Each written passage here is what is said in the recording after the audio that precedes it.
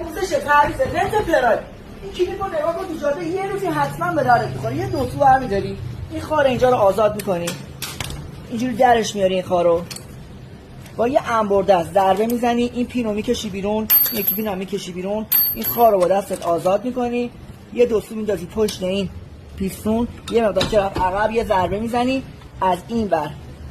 اینجوری اهرم میکنی دو سو رو یه قدری که این پیستون بره عقب، لنت رو در میاری، یکی لنت هم در میاری. لنت نوعی که خارش به سمت پایینه میندازی به این سمت، فقط یه خار داره به نام لغگیر لنت، اینو باید حتما داشته باشه. لنت رو به صورت اینجوری جا میزنید، یه دو سو اهرم میکنید به سمت این ور، این یکی لنتش هم به این صورت جا میزنید، خارشو به این شکل دوباره میزنید سر جاش،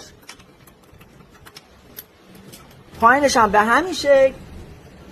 این یکی خارش هم دو تا سولاخ داره، میکنید این داخل، پایینش هم به این شکل میچرخونید، اینجوری میزنید جا،